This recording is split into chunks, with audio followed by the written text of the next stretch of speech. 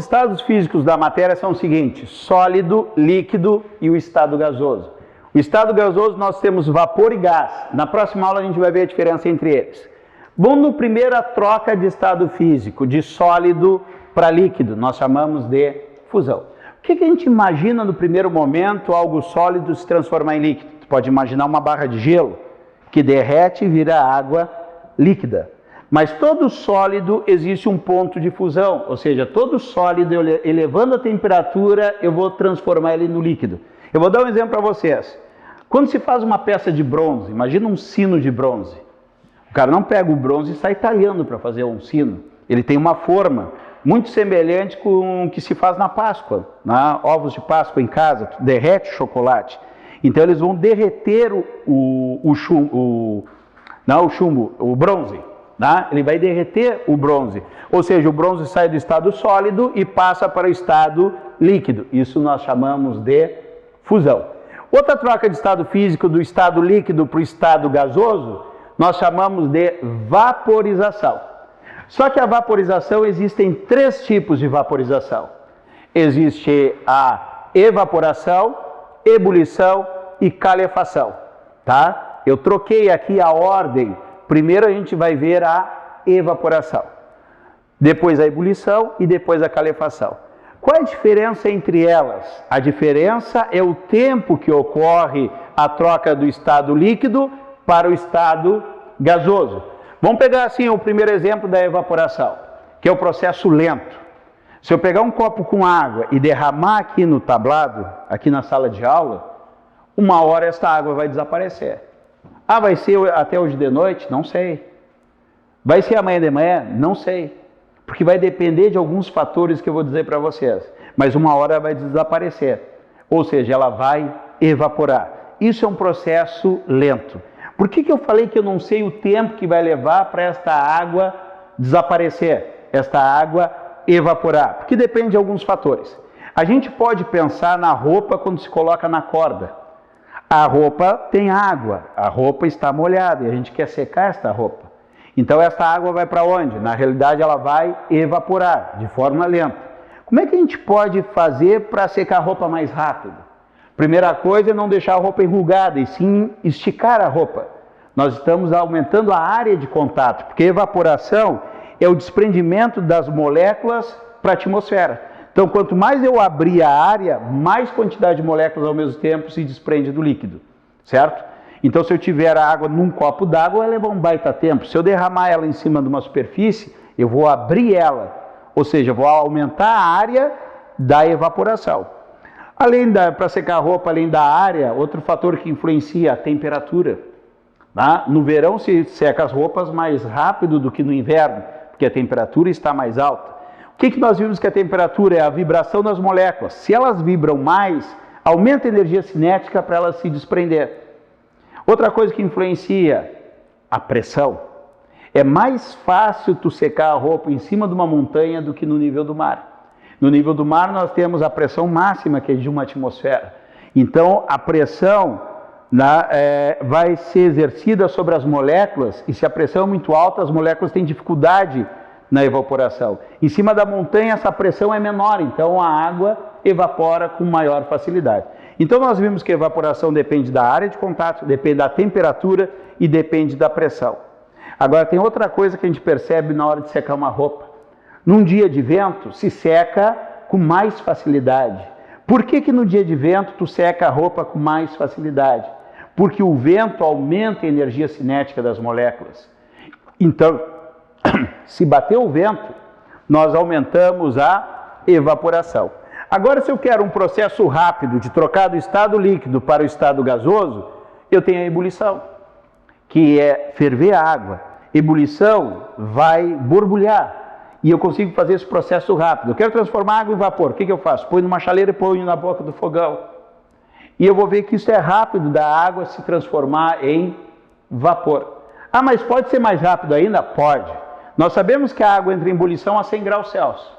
Se eu jogar a água em cima de uma superfície metálica a 200, 300 graus Celsius, pode ser uma chapa de bauru, pode ser uma panela de ferro sem nada dentro, aquecida na boca do fogão, Ou a água, quando estoura uma bomba d'água de um automóvel e a água cai em cima do motor quente, a gente escuta aquele barulhinho tradicional. E a gente olha a água chega a pipocar, bolinhas assim, e desaparece. Isso nós chamamos de calefação. É um processo ultra rápido. Tu larga a água líquida e ela se transforma em vapor. Ou melhor dizendo, larga a água líquida e se transforma em vapor. Nós temos a calefação. Para fazer esse processo do sólido para o estado gasoso, o corpo tem que receber calor. Na química vocês vão ver dessa maneira, a mesma coisa com nomes diferentes. Na química tu vai ver que esse processo, entrada de calor endotérmico. Esses nomes servem para quê? Para nada, só para química. Tá? Então o que interessa para nós aqui é a gente entender, recebeu calor e trocou o estado físico. Agora daqui para lá vai ser o contrário, vai ser quando a substância perde calor. Lá na química eles vão chamar de exotérmico, processo exotérmico, tá? Vai perder calor. Então vamos ver aqui, ó, do estado gasoso para o estado líquido, pode ser condensação ou liquefação. Qual é a diferença da condensação e a liquefação? Vocês vão memorizar, para não esquecer nunca mais da diferença entre elas, vocês vão lembrar do gás de cozinha. Como é que ele é chamado? Gás liquefeito do petróleo. Então, quando é gás e transforma no líquido, é liquefação. E quando é vapor, se transforma em líquido, é chamado de condensação. Bom, chegando a essa conclusão, voltando para o gás de cozinha, se ele é o GLP, o que tem lá dentro? Líquido. Já está te dizendo que é um gás liquefeito, já foi liquefeito, tens líquido ali dentro. Gás liquefeito do petróleo. Então, transformar em gás em líquido é liquefação. Nós temos exemplos mais do nosso dia a dia, e o Enem cobra muito o nosso dia a dia, de condensação. Vamos a alguns exemplos para a gente poder entender. Tu foi lá fazer um arroz, colocou a água na panela e botou no fogão. Está fazendo o arroz e a tampa da panela está seca. Passado um tempo, tu vai dar uma olhada como é que o arroz está, tu puxa a tampa e observa que tem água. Da onde saiu aquela água? A panela do arroz, a água ferveu, entrou em ebulição. E aquele vapor quente atingiu uma superfície mais fria e o que acontece? Condensou. Ou seja, o vapor do arroz se transformou em líquido. Houve uma condensação. Vamos a exemplos mais práticos para vocês, que vocês podem observar. Quando faz temperaturas muito baixas, lá pelos 5 graus Celsius, a gente sai na rua e as pessoas falam assim, pô, hoje está frio, chegou a sair fumacinha da boca. Pessoal, não sai fumacinha da boca de ninguém, ninguém é dragão. Então o que acontece? Nós expelimos ar, não é? A 36 graus Celsius, que é a temperatura do nosso corpo, e acha no lado de fora um ambiente a 5, mais frio. E o que vai acontecer? Aquele ar que a gente expele tem umidade. Então ele pega a superfície fria e condensa. Então aquilo ali é água. Se tu não acredita, num dia de inverno, tu entra dentro do carro e fecha as portas. O vidro está sequinho. Daqui a pouco embaçou o vidro. Daí tu passa o dedo assim, tu vê que é água. Por que isso aconteceu? Tu respirou e saiu umidade do teu corpo a 36. Atingiu o vidro frio, vai condensar. Da mesma maneira que num dia de calor, o que acontece? Tu larga a cerveja gelada num copo e o copo começa a suar. Tu largou a cerveja gelada, o ar quente, que tem umidade, bate no copo e condensa. Então aquela água não é milagre, ela aparece através da condensação. Voltando para a geografia, também nós temos lá o fenômeno El Niño, superaquecimento dos oceanos. É só isso que eu sei da geografia. Mas se tu superaquece o oceano, vai ter mais condensação. Se a água sobe mais, consequentemente vai ter mais chuvas. Tá? E os professores de geografia vão explicar com maiores detalhes para vocês. Mas a parte física seria esse o entendimento. Agora, do líquido para o sólido, nós chamamos de solidificação. Aquele mesmo exemplo lá de fazer um sino de bronze. Eu derreti o bronze, transformei o bronze do sólido para o líquido, eu fiz uma fusão. Botei na forma, eu vou resfriar ele. Quando resfriar, o que acontece? Aquele bronze líquido se transforma no sólido. Claro que é muito mais fácil a gente imaginar a água que se coloca num congelador, no teu refrigerador, e sai as forminhas de gelo. Também é um processo de solidificação. E existe também um processo que é direto, do sólido para o estado gasoso, que nós chamamos de sublimação. Tá? Na química vai ser chamado também de ressublimação, tá? Mas aqui a gente vai chamar simplesmente de sublimação. O exemplo mais clássico dos livros de sublimação é a naftalina. A naftalina está no estado sólido, tem um cheiro horrível, barata, traça, ninguém aguenta aquele cheiro. Não, a gente coloca dentro das gavetas de armários e o que acontece? As pragas vão tudo embora. E não estraga a roupa, por quê? Porque ela não passa pelo estado líquido, ela sai do estado sólido e passa diretamente para o estado gasoso, nós chamamos de sublimação. Temos outro exemplo, o gelo seco, não passa pela fase líquida. E um exemplo que eu gosto muito, esse não fala nos livros, é o seguinte: pegar um refrigerador antigo, que nós chamamos de geladeira, não é? Cria aquela camada de gelo. Eu pergunto para vocês, para ter gelo tem que ter o quê? Pensaram, né? Tem que ter água. Eu pergunto, quem é que joga água no congelador da geladeira de vocês? Ninguém. Mas aquela camada de gelo vai ser maior quanto mais vezes tu abrir a porta. Por quê? Porque o lugar que mais tem vapor na sua casa é na cozinha. E geralmente a geladeira está na cozinha. Então tu abre a geladeira, o vapor quente entra e acha a superfície fria do congelador. E daí o que vai acontecer aqui? Nós vamos ter a sublimação. Ele se transforma, o vapor se transforma em gelo sem passar pela fase líquida. Nós temos aqui a curva de aquecimento, tá? A curva de aquecimento. Essa curva de aquecimento vai mostrar todos os estados físicos aqui. Na hora do exercício eu vou dar uma dica para vocês, tá? Então presta atenção. Primeiro vamos ver como funciona. A curva de aquecimento, aqui eu peguei para a água, que é o que a gente está mais acostumado, em 1 atm. Por que em 1 atm? Porque a água vira gelo a 0 graus Celsius e a água vira vapor a 100 graus Celsius em 1 atm. Em pressões diferentes tem alteração nesses valores. Então vocês vão prestar atenção no seguinte, ó. Nós temos aqui, ó, a água a menos 5 graus Celsius. Temperaturas abaixo de 0, ela está na forma de gelo. Está na forma de um sólido. Quando eu acrescentar calor, olha o gráfico, eu vou aumentar a temperatura. O gelo não vai derreter a menos 5. Ninguém tira o gelo do congelador e sai pingando. Então olha só o que vai acontecer. De menos 5 vai aumentando a temperatura para menos 4, menos 3, até chegar a 0. Quando chega a 0, o calor que ele receber não vai ser mais para aumentar a temperatura, e sim para trocar de estado físico. E quando ele trocar de estado físico, a temperatura fica constante. Então, se eu tiver água, o gelo derretendo, naquele momento está a 0 graus Celsius. Naquele momento eu tenho sólido mais líquido. Até o gelo derreter todo, onde eu vou ter água líquida a 0 graus Celsius. A partir daí eu começo a colocar a quantidade de calor e a temperatura começa a aumentar novamente, até chegar nos 100 graus Celsius. Quando chega nos 100 graus Celsius, a água começa a ferver. E a água líquida começa a se transformar em vapor. Se a gente fizer isso em casa, esse vapor vai para a atmosfera, vai embora. Certo? A gente não vê para onde ele vai, mas vai transformando o líquido em vapor. Se eu segurasse esse vapor na boca da chaleira, com um balão, por exemplo, chegaria a um ponto que todo o líquido se transformaria em vapor. E eu teria vapor a 100 graus Celsius. E se eu continuar aquecendo, iria aumentar esse vapor acima de 100 graus. Ou seja, eu só posso trocar de temperatura quando eu tiver um estado físico. Quando tem troca, a temperatura fica constante, porque nós vamos trabalhar somente com substâncias puras.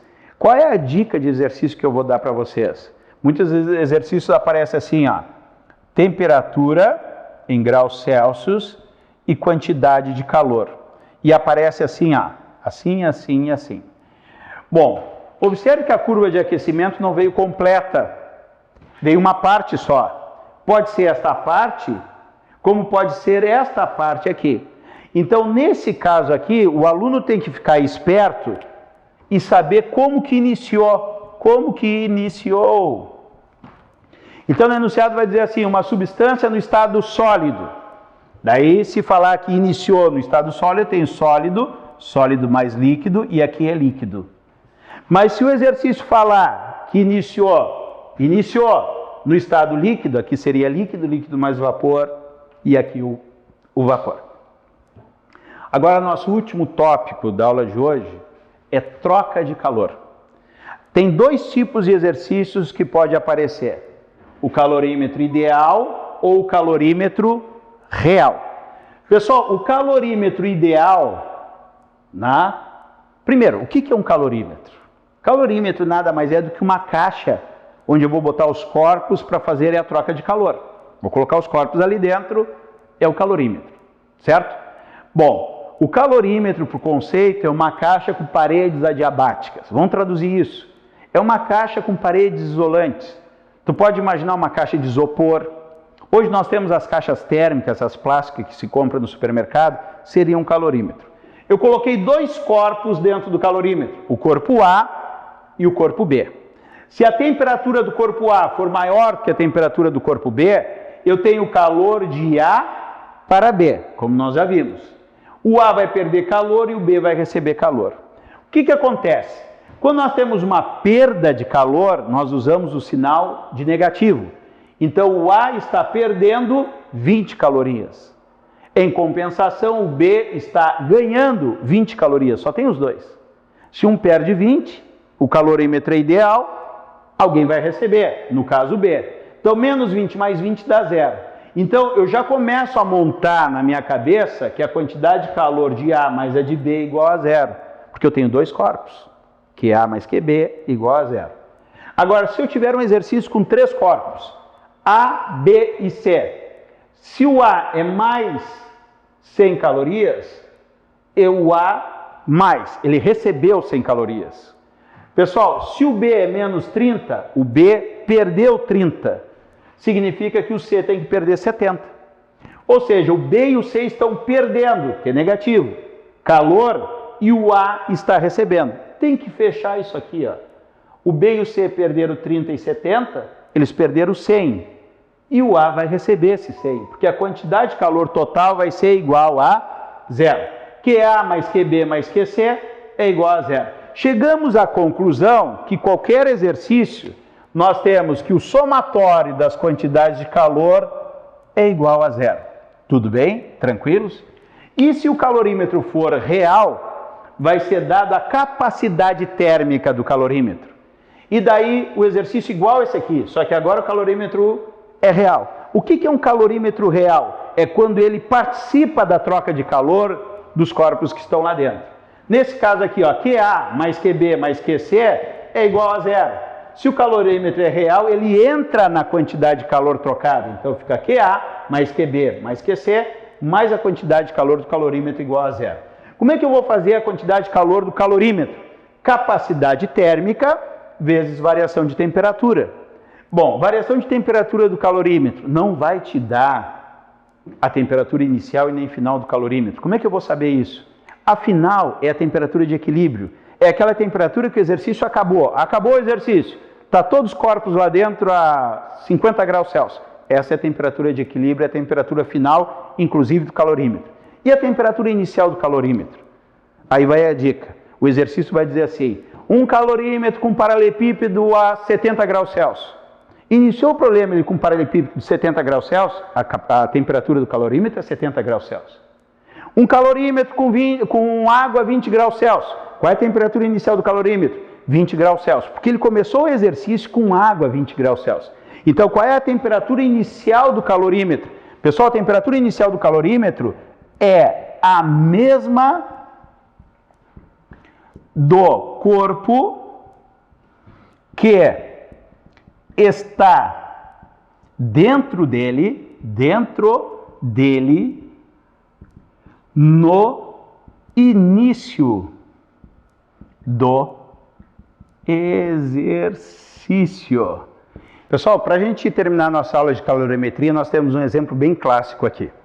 Eu tenho um calorímetro ideal não vai fazer parte não vai trocar calor com o que vai estar lá dentro. Eu vou ter lá dentro água, 200 gramas de água. A capacidade térmica, o calor específico da água é 1 caloria por grama grau Celsius e a temperatura inicial desta água é 20 graus. Eu vou pegar um bloco de metal e vou pegar esse metal aqui e vou colocar aqui dentro. O que vai acontecer? O metal está a 80 graus Celsius. Eles vão entrar em equilíbrio, por quê? Porque o calor vai da maior para menor temperatura, então vai passar calor para cá, consequentemente o metal baixa a temperatura e a água aumenta a temperatura até chegar numa temperatura de equilíbrio. Esse metal tem uma massa de 500 gramas e o calor específico 0,2 calorias por grama grau Celsius. Nós vimos que para resolver um exercício de troca de calor, a gente soma as quantidades de calor de todos os corpos igual a zero. Então eu vou fazer isso. A quantidade de calor da água mais a quantidade de calor do metal vai ser igual a zero. Nesse momento eu tenho que prestar atenção. O que é a quantidade de calor? Que macete se é sensível e que mole se é latente. Para ser latente tem que ter troca de estado físico. A temperatura de equilíbrio vai estar entre 20 e 80. Não vai ter troca de estado físico nem da água e nem do metal. Então eu vou colocar aqui debaixo de cada quantidade de calor que macete e que macete. Isso é igual a zero. Vai ter aquele aluno espertinho que vai querer fazer isso. 80 mais 20, 100 dividido por 2,50. Vai dar certo? Não, vai dar errado. Pode dar certo? Até pode, se as capacidades térmicas dos dois corpos forem iguais, mas não vamos entrar nesse mérito, tá? Por quê? Porque tem um que vai puxar mais, vai ter mais peso, na matemática lá, média ponderada, vai pesar mais quem tiver a maior capacidade térmica. Para vocês entenderem isso de maneira prática é o seguinte, imagina um lago a 20 graus Celsius, um lago a 20 graus Celsius, tu ferve a água a 100, tu tem água a 100 e o lago a 20, toca a chaleira fervendo de água dentro do lago, 100 mais 20, 120 por 2, 60. O lago não vai ficar 60 graus Celsius. Porque eu tenho muito mais água no lago, tem muito mais capacidade térmica. Então a temperatura vai ficar muito próxima da do lago e não da chaleira que ferveu. Então observe o que eu vou fazer aqui. Simplesmente vou trazer os dados para cá. Para a água, qual é a massa? 200. Qual é o calor específico? 1. Qual é a variação de temperatura? Variação de temperatura sempre final menos inicial. Temperatura de equilíbrio menos a inicial de 20. Mais, para o metal, 500. Calor específico do metal, 0,2. Variação de temperatura, final é a de equilíbrio. Equilíbrio menos 80, isto é igual a zero. 200 vezes 1 dá 200. Vou fazer a distributiva aqui, ó, 200T. Menos, 2 vezes 2, 4. 4.000. 500 vezes 0,2. Vai ser 50 vezes 2, vai dar 100, mais 100 T, 100 vezes 80, 8.000 igual a zero. Menos 4.000 com menos 8.000 dá menos 12.000, passa para o outro lado, 12.000. 100 mais 200, 300 T. Olha só, cortei zeros dos dois lados, dividi por 100 pelos dois lados, o meu TE é igual a 120 dividido por 3. Muita sorte dar esse cálculo aqui, tá? Foi inventado agora na hora, muita sorte, mas vamos aproveitar. 12 por 3 dá 4, 40 graus Celsius. Observe que não deu a temperatura média, que seria 50, deu 40 graus Celsius. A temperatura deu mais para o lado da água, porque a capacidade térmica da água é 200, que é massa vezes calor específico. E aqui a capacidade térmica é 100. Então puxou a capacidade térmica da água para o lado dela. Temperatura de 40 graus Celsius.